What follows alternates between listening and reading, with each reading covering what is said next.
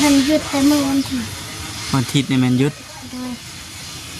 อืมมันมีของกินเพิ่นไปหากินเอามุ้ยเขากินเนี่ยไปหากินประตูไปหากินส่วนมากเพิ่นได้อย่างไรมาฝากมาตอนได้ปลาดุกคอปลาขาวกบบุมีเงินก็ไปขา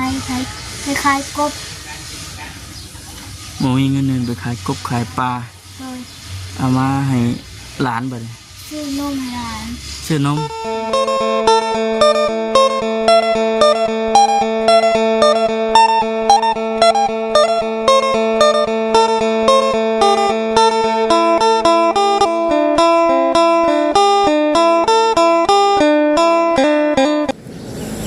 มาพี่น้องเปิดภาพเปิดคลิปมาเนาะ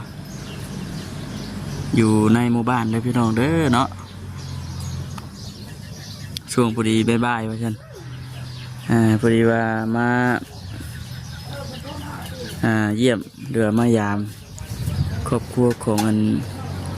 น้องน้ำตาลเพื่อนพี่น้องเลยครอบครัวที่ว่าทั้งบ่คำบ่จิตมาหาเมื่อนั้นแหละพี่น้องเนาะมาแหละผู้เป็นประตูก็ให้กระปึกกระปิอยู่ว่าฉัน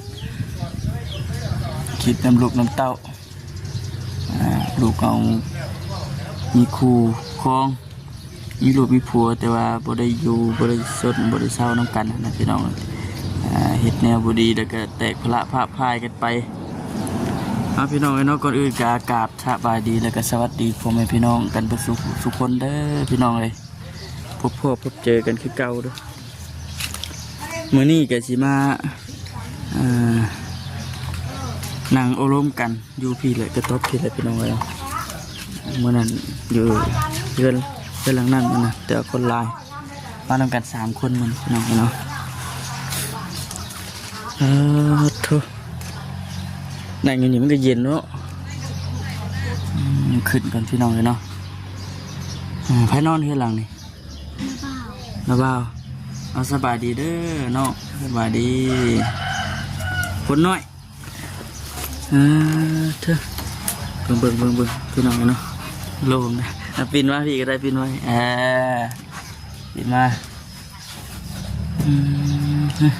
จื้อได้ยี่บ่เนี่ยฮะโดยอันมาหาเมื่อนั้นจื้อได้ยี่บ่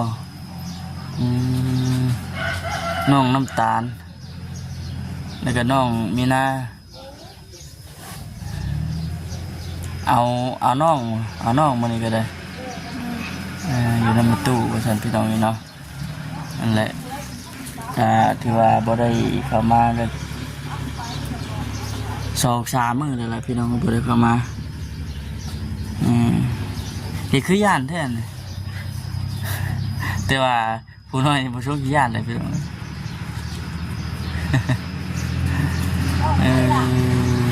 กินข้าวแล้วว่ามื้อนี้กินกินกันยังกินครับตำหุ่งให้ตำ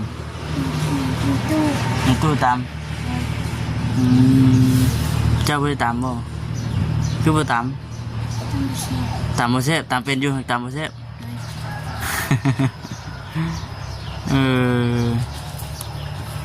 เฮ็ดยังไงเป็นเฮ็ดกินล้างถ้วยเป็นนึ่งข้าวเป็นล้างถ้วยกับนึ่งข้าวแน่กินได้เฮ็ดได้กินเป็นอยู่บ่มีแต่แม่เฮ็ดเจ้าของเฮ็ดเป็นอยู่หาบ่แซ่บน้องตาลอายุจักปีแล้ว14แม่นบ่14 ปี11 ปี11 ปี14 ปีแล้วดิ11 ปี11 ปีในเฮียนของป.4ปีนี้เฮียนของป.4เครื่องนุ่งนะเฮียนได้จักโตนางจักเจื้อยังแม่ตัวยังบ่ซื้อให้คือปีนี้นะแม่นเพิ่นปิดอะไรพี่น้องเนาะปิดอันเทอมแล้วปีนี้มีแต่ว่าปีหน้าเพิ่นแหละ เสื้อขาวในเสื้อเก่า โดย ปีหน้าสินุ่งได้อยู่บ่ปีหน้า แม่ตู้ซื้อให้ แม่ตู้ซื้อให้ โดย อ่าอยากได้ใหม่อยู่บ่ โดย อยากได้ใหม่อยู่ติ โดย แม่ได้โทรมาดินน้ำอยู่บ่ โทร โทรมาเพิ่นว่าได้ใด เพิ่นว่าให้เดินน้องคนกิน เพิ่นว่าให้เบิ่งน้องดีๆเด้ออ่าเจ้าได้คิดฮอดแม่อยู่บ่ กินฮอด คิดฮอดอยู่ใหญ่เพิ่นมาอยู่น้ำแต่ก็คือว่าได้ไปน้อยเนาะเพิ่นก็บุกบืน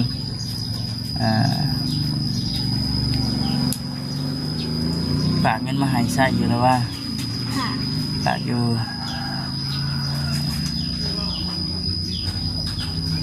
พอได้ซื้อขนมให้น้องกินไม่ใช่เนาะไก่บ่โรงเรียนบนจะไป ไกลเต๋อ อยู่เช่ พูดกับบอกกัน บ้านหยังก็บ้านเดียวกันนี่เนาะ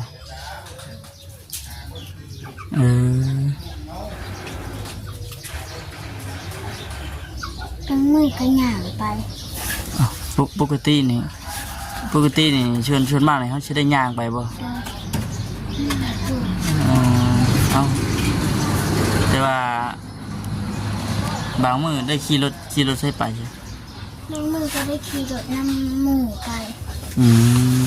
รถยังน่ะ รถจ้าร ถจักร บางมือก็ได้หย่าง ย่างไปย่างกับหมู่บ่ อืม ไกลเติบได้พี่น้องโรงเรียนจากเพื่อนน้องไปหาโรงเรียนก็ถือว่าไกลเติบพอสมควรอยู่ ทั้งมือก็หย่างกับเอื้อย บ่มีใครมาหาเพื่อนทุกเอื้อยบ่มีรถ เห็นมีรถเด็กขับเป็นอยู่บ่ ครับเป็น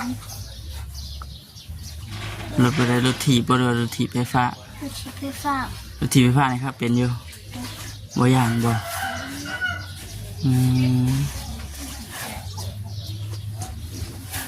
น้องพี่น้องเนาะก็คือว่าเนี่ยคือว่าอุกอังอยู่พ่อก็ไปพ่อแม่ก็ไปพ่อแม่จันตะกี้เจ้าอยู่น้ำพ่อกับแม่เนาะอยู่เรือนหลังนั้นบ่อยู่พูดเลยเนาะ โดย เป็นได้เห็นพ่อกับแม่ตีกัน ตีกันตลอด เจ้าก็เห็นเลย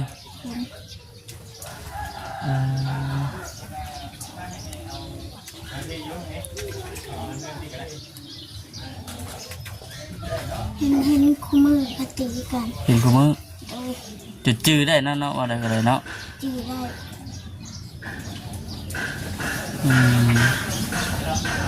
มันเป็นไรพี่น้องเนาะตีพ่อแม่ตีกันลูกน้อยปัดว่าเห็นลูกแจแลเนาะผู้เป็นลูกก็เลยเนาะ โดย มันนี่พ่อใหญ่ได้พ่อตู้ได้ไป ไปฉีดยา ไปฉีดยาคู่มือเลย โดย อีตนเพิ่นอยู่บ่ โดย อีตนอยู่ โดย เพิ่นมาเท่าได้แน่เนาะถ้าน้องน้ำตาลนี่เขียนเป็นแล้วบ่ เป็น อ่านเลย อ่านก็ได้นะ โอ้ถือว่าเก่งเต็มได้สิพี่น้องเลยเนาะเรียนห้องป .4 แต่ว่าปล่อยให้เพิ่นไปดีรถยางดีเนี่ยนะเรียนห้องป .4 แต่ว่าอ่านเป็นเขียนได้เบ่เลยเลขเด้ เขียนเลขก็ได้ เลขนี่ได้อยู่ โดย บวกลบคูณหาร โดยจิ๋ว หมดชื่อเนาะนี่แหละพี่น้องเนาะก็เลยเมื่อนี้ก็ได้มีโอกาสไปเวียนเข้ามานั่งดินน้ำไปเข้ามาเยี่ยมมายามบางทานเพื่อก็คิดฮอดคิดถึงก็เลยไปเข้ามาเยี่ยมมายามเมื่อก่อนฉันเมื่อนี้กินข้าวยังมึง มันนี่กินข้าวกับตำหมักหู ตอนเช้ามาแล้วเนาะตามมาคุงตอนเที่ยงเคียดยังกิน ตอนเที่ยงกินตำหมักหูที่เก่า ตามมาคุงคือเก่าเนี่ยอยู่เนี่ยกินได้อยากกินแบบใดเขา กิน อยากกินเป็นปิ้งไก่ในห้าง โอ้อยากกินปิ้งไก่บ่ได้แล้วสัมื้อหน้าเนาะมื้อหน้าบ่าวมาเดี๋ยวสิซื้อมาต้อนเด้อ โดย ปิ้งไก่เซโนปิ้งไก่ใหญ่เนาะ มื้อหน้าที่จะซื้อมาฝากมาต้อนเพิ่นพี่น้องเลยเนาะอันนี้ก็คือเฮือนชานเพิ่นนี่ก็มีคนอยู่มีคนนอนอยู่เลยพี่น้องเลยนี่จ้ะถ้าที่ได้ยินทางน้องเพิ่นว่าระบ่าวนอนอยู่นี่ประจำตกได้ล่ะตกไปนำไปตู้บ่เพิ่นจะไปนำไปตู้จ้ะ ไม่ได้อยากไปหรอก บ่ได้ไปบ่เราตกได้ซั่นเด้อเนาะข้าวยังหลายบ่เขากิน เขาก็ยังบ่ร้ายปานใด ชื่อเอา โดย พอตู้หาเงินได้จังไดก็ชื่อเอามาเทื่อเล็กเทื่อน้อยที่บ่ โดย อืม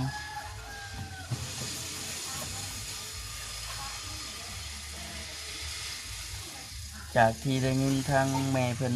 เว้าเมื่อนั้นน่ะครอบครัวเ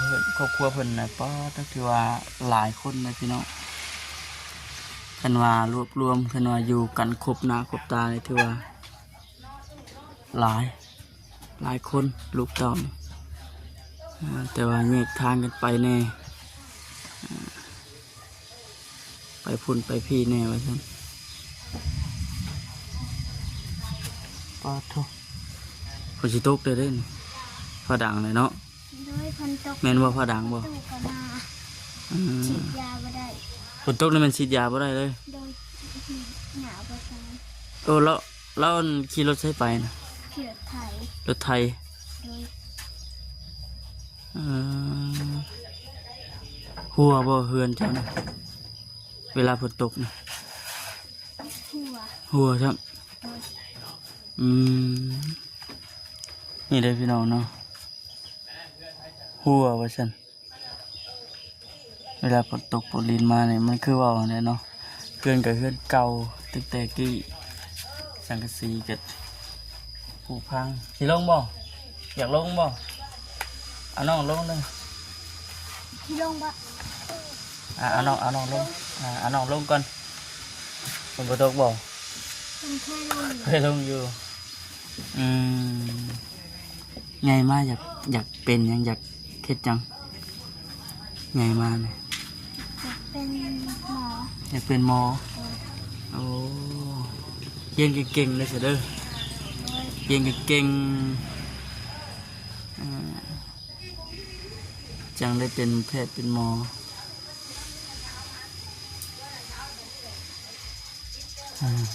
ไปโรงเรียนถือเงินไปมื้อละจักพัน มือหา มื้อละ5,000กีบ โดย ตอนเที่ยงเนี่ยเฮาเที่ยงมากินข้าวที่เพื่อนพี่บ่ดีว่า เที่ยวมากิน ป้าตัวยางลบไปลบมาน่ะ โดย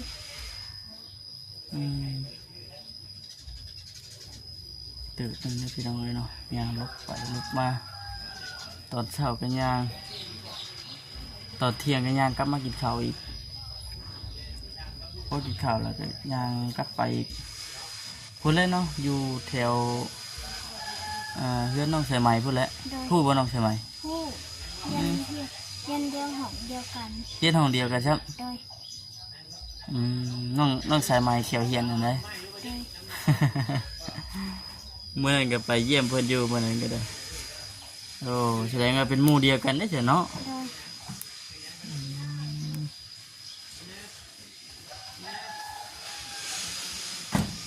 คนและเฮือนเพิ่นก็โรงเรียนก็อยู่บ้านน้องสมัยเพิ่นเลยพี่น้องอันนี้ก็ไกลกันเติบจากนี้ไปหาบ้านน้องสมัยก็ได้แต่มันเป็นบ้านเดียวกันนั่นแหละเนาะ โดย เดี๋ยวอาจจะพี่บ้านใหญ่บ่ที่พุ่นบ้านน้อยเพื่อเดินเดี๋ยวนี้บ่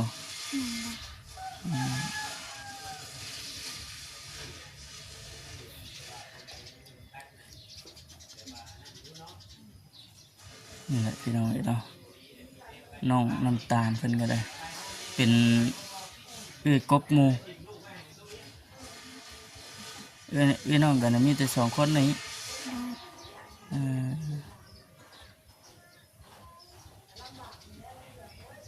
แม่ก็ไปพ่อแม่แต่เพิ่นมีผู้ใหม่แล้วเนาะเดียวนี้เนาะ พ่อก็ไปพ่อไปซั่นแต่ว่าพ่อเจ้าของแท้ๆนี่ยังติดต่อหาอยู่บ่ เดี๋ยว มิดสมอยเลยเป็นเพิ่นเป็นคนบ้านใดก็ เพิ่นเอาเพิ่นคนดงโดยอยู่ปักเซ ปักเซพุ่นน่ะ โดย อืม ได้อันนี้มาแบบ เราเอาเมียใหม่ล่ะ นี้เลย เจะบ่กินฮอดเพิ่นบ่ เห็ดห่อ กินฮอดแต่พ่อเนาะอืมเพิ่นเอาเมียใหม่แล้วฉันน้องเพิ่นว่า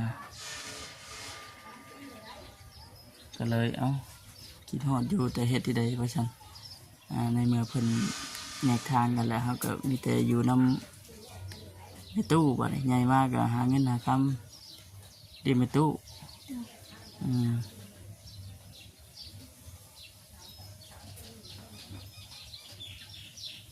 น้องพี่น้องเนาะบริพาน้องไปหาเห็ดบ่ซั่น ไปหา ได้อยู่บ่ ได้ ไปทางใดก็ เที่ยวนาปุ๊บ ไกลบ่จะหนีไปหานา ไก่ ป้าจะไปเดินย่างไป ที่รถไทยไป ไผพาไปบ่ ประตู เมื่อใดเพิ่นบ่ได้ไปเฮ็ดเวียกที่บ่ โดย เดี๋ยวเพิ่นหยุด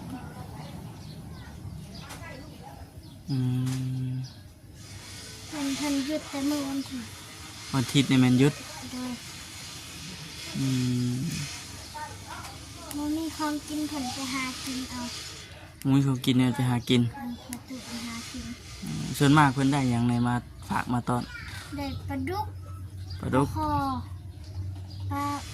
ลาขาว อืม กบบ่มีเงินก็ไปขายกบ บ่มีเงินเดือนไปขายกบขายปลา โดย เอามาให้หลานบ่ได้ ซื้อนมหลาน ซื้อนมโอ้ผู้น้อยยังกินนมอยู่บ่ โดยเพิ่นยังกินนม ผู้ที่ว่าอันนอนอยู่อู่มันน่ะเห็นบ่ โดยเพิ่นยังกินนมอันเด็กกระซอย โอ้เนาะมื้อนี้คือบ่เห็นเพิ่นบ่เพิ่นอยู่พุ่นบ่ เพิ่นเลี้ยง อืมผู้น้อยที่ว่านอนอยู่อู่มันน่ะนะพี่น้องเนาะอันนั้นหลานเนาะหลานเจ้าเนาะอันนั้นเนาะ หลาน อันผู้น้อยมันก็เรียนเป็นน้อง โดย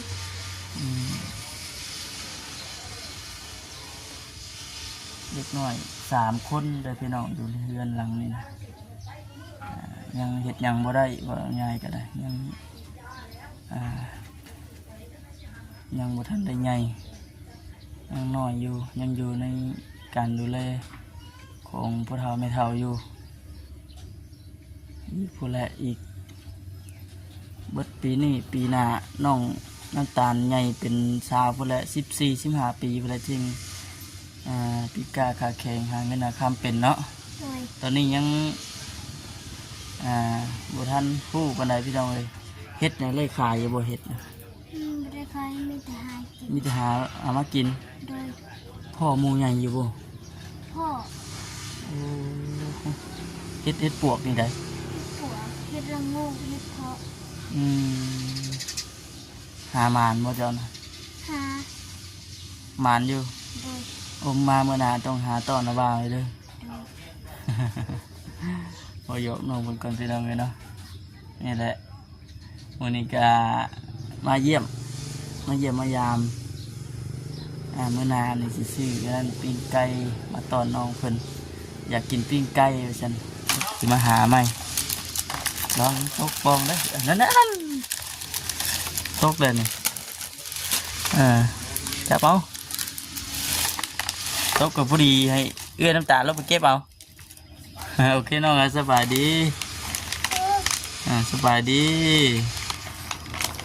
ไปพี่น้องเลยเนาะได้แล้วบ่ ต่อพี่ต่อ ต่อพี่บ่น้ำข่อยกระจบพอดีเลยสันแล้วเลยได้นี่เดี๋ยวขึ้นมาต่อรถเจ้าบัดนะเธอถือว่าห้อนคักน้องบ่เวียงเนาะ โอ้ตะกี้เพื่อนนี่นะเพื่อนเมย์เราอยู่นี่เมย์เราไปได้น้องชายเราขึ้นมานอน ระบาวแล้วมานอนเดี๋ยวนี้ อ๋อเดี๋ยวขึ้น ทางไทยเบิ่ง ไปดี โอเคพี่น้องสบายดี